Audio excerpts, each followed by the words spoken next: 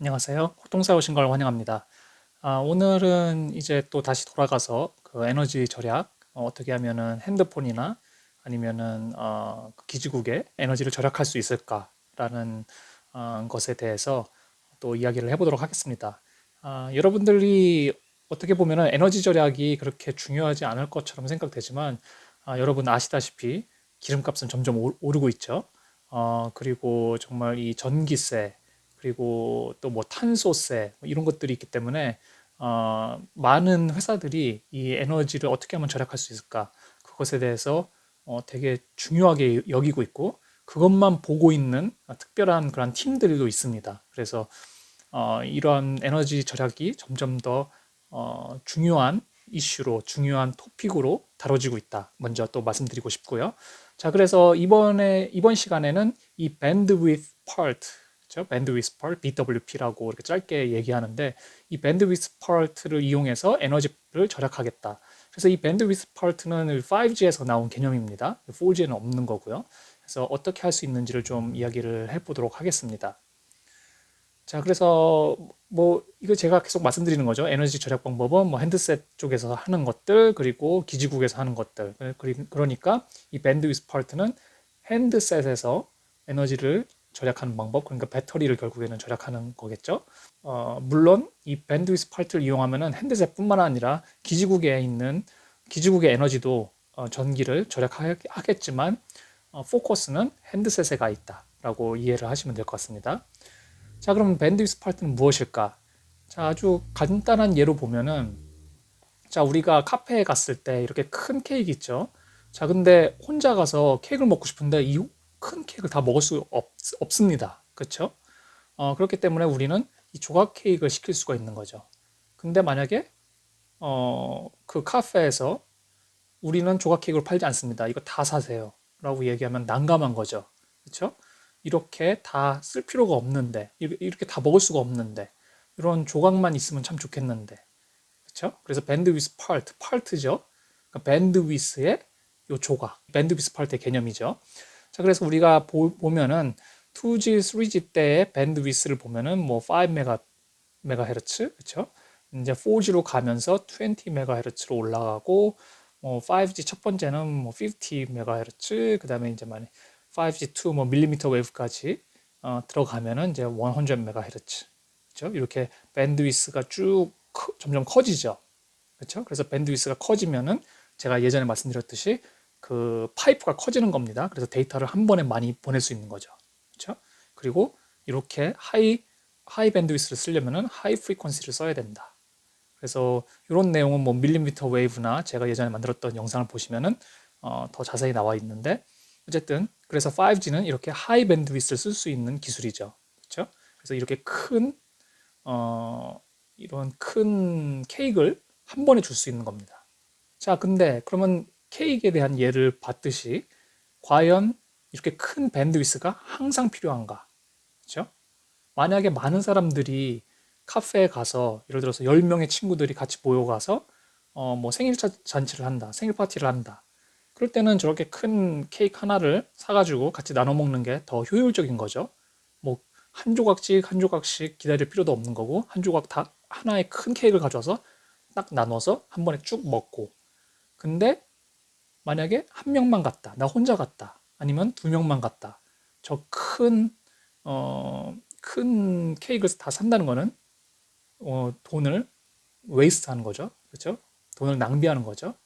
그렇죠? 그거를 똑같이 대입해 보면은 5G는 와이드 밴드위스, 그렇죠? 아주 큰 파이프를 쓸 수 있는데, 우리가 쓰는 핸드셋 애플리케이션을 보면은 이렇게 와이드 밴드위스가 항상 필요한가?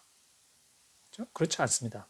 우리가 저번에 봤던 그 예제, 날씨 앱이 업데이트 될 때 카카오톡으로 너 잘 잤니? 너 잘 들어갔니? 그렇게 문자, 그리고 아주 간단하게 어떤 웹 검색을 했을 때 과연 이렇게 큰 밴드위스가 필요한 것인가? 아니면 핸드셋이 이렇게 자고 있을 때도 이렇게 큰 밴드위스로 이 핸드셋과 기지국이 통신을 계속 하고 있어야 되는가? 그렇죠? 자고 있어도 잠깐 중간중간에 깨어나서, 우리가 DRX에 대해서도 얘기했었죠. 깨어나서 통신을 해야 되는 거죠. 나한테 보낼 데이터가 있는지 없는지. 그렇죠? 그리고 다른 네트워크로 들어갈 때 다른 네트워크에 또 프리퀀시를 스캔을 해야 되고, 근데 그러면 이 와이드 밴드, 이 큰 파이프를 다 스캔을 해야 되는 것인지, 그렇죠? 이런 궁금증이, 이런 질문이 생기는 거죠. 그래서 바로 이 밴드위스 파트가 나온 겁니다. 그렇죠? 자, 그러면은 어떻게 하냐? 이 큰 밴드위스, 이게 전체의 큰 밴드위스, 큰 관이라고 할 때 그것을 상황에 따라서 잘라서 쓰는 겁니다. 그렇죠? 그래서 만약에 내가 핸드셋이 아이들 모드, 아무것도 안 하고 그냥 주머니에 있으면은 아주 작은 밴드위스를 이용해서 기지국과 기본적인 정보만 주고받는 거죠. 그리고 조금 더 큰 데이터, 그거보다 아주 작은 데이터를 필요로 하는 그런 애플리케이션이 돌아갈 때는 스몰 데이터 밴드위스를 이렇게 스위치를 하는 거죠. 밴드위스를 스위치하면은 조금 더 큰 밴드위스를 이용해서 사용자가 불편함을 느끼지 못하는 그러한 정도의 수준에서 데이터를 주고받을 수 있죠. 그러면서 에너지를 세이브할 수 있는 거죠. 전체 풀 밴드위스를 안 쓰니까. 그러다가 갑자기 게이밍을 하거나 뭐 4K 무비를 봐야 되는 순간에는 이제 모든 밴드위스, 풀 밴드위스를 쓰는 거죠.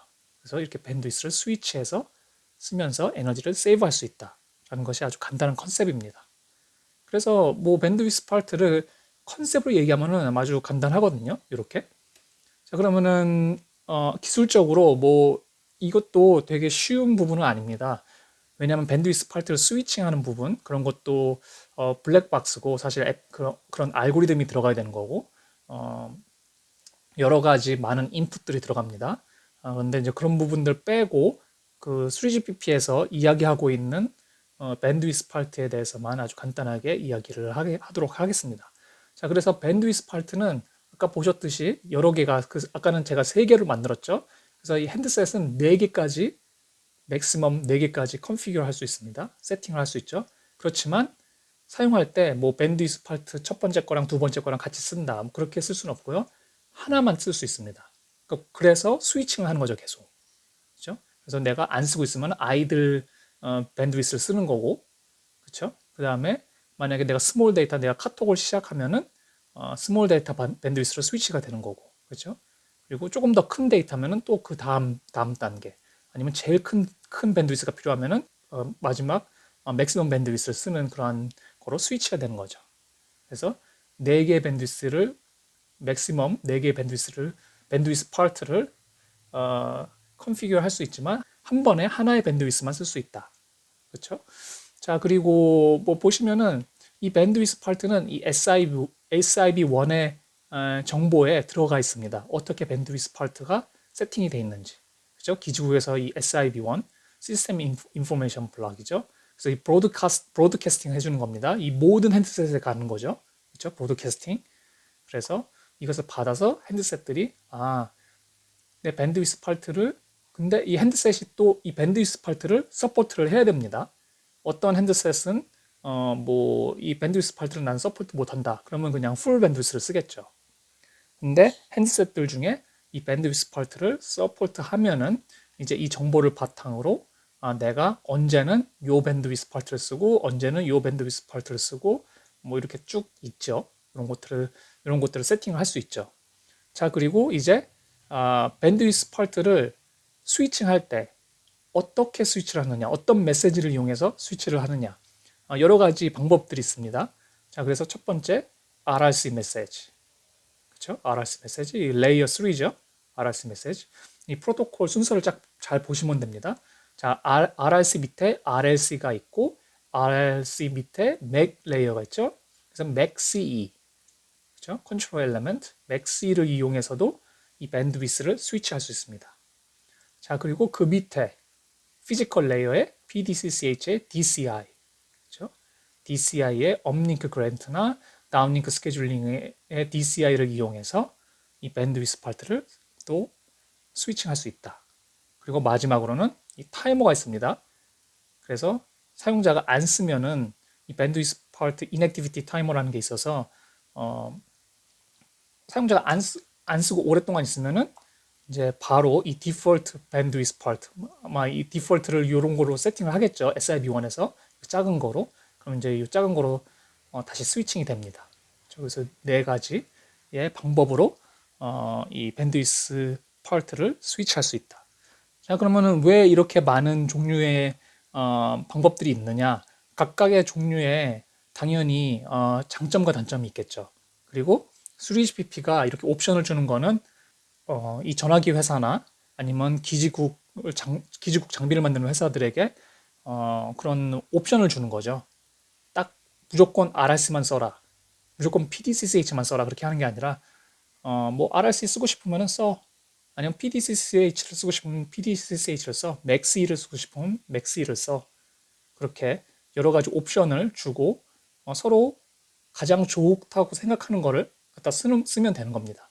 어떤 오퍼레이터는 우린 PDCCH가 좋겠어. 그러면 이제 이걸 골라서 쓰는 거고, 어떤 오퍼레이터나 어떤 회사들은 우린 RRC를 쓰는 게 좋겠어 라고 생각하면 RRC 메시지를 쓰는 거고요.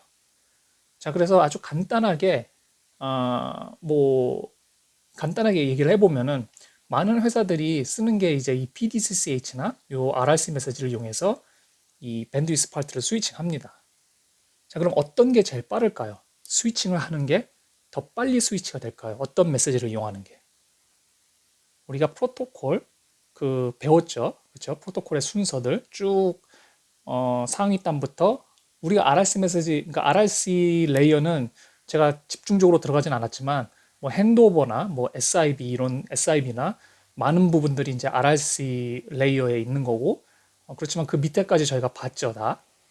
그래서 RRC 밑에 뭐 그러니까 PDCP 그런 건 제외하고 RLC, MAC, 그 다음에 피지컬 레이어 그렇게 있죠.